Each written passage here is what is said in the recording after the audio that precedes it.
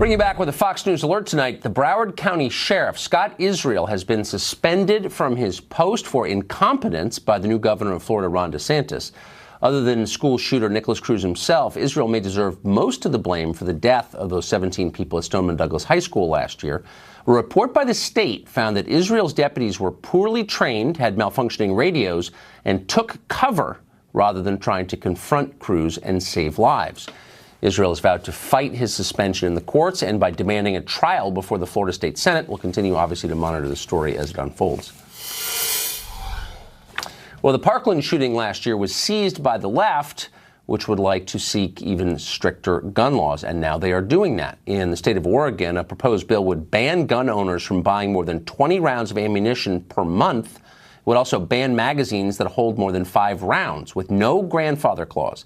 That means that anybody who fails to turn in a high-capacity magazine, a high-capacity meaning 6 rounds or above, would be a criminal under this new law. Dan Bongino was a former NYPD officer, author of the great book Spygate, The Attempted Sabotage of Donald J. Trump, and he joins us tonight. So, Dan, laws like this really are a departure because the first effect of them would be to turn law-abiding citizens who've never committed violence, under no suspicion that they might commit violence, have done nothing wrong, would turn them by definition into criminals. What is the point of that? Yes, you're right. And the irony of it also, Tucker, is criminals don't care about gun laws. Right. That's what makes them criminals. I spent 2 decades in law enforcement. And, I'll never forget this, Tucker. One night I was working the cells. You're the guy who watches the prisoners. They take into the precinct. We hold them before they go to central booking. And, it's a long shift. I was walking around talking to some of the people who've been arrested. A couple of people arrested for gun crimes. I asked them. It's a true story. I say, carrying guns is illegal in New York without a license, criminal possession of a weapon. And I remember they'd look at me and I'm like, are you crazy?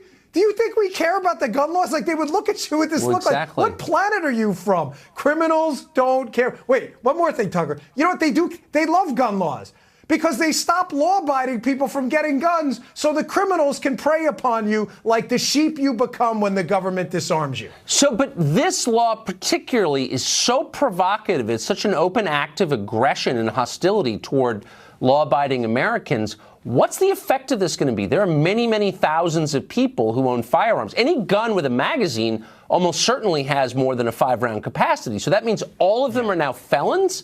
What would be the effect of passing a law like that? Seriously.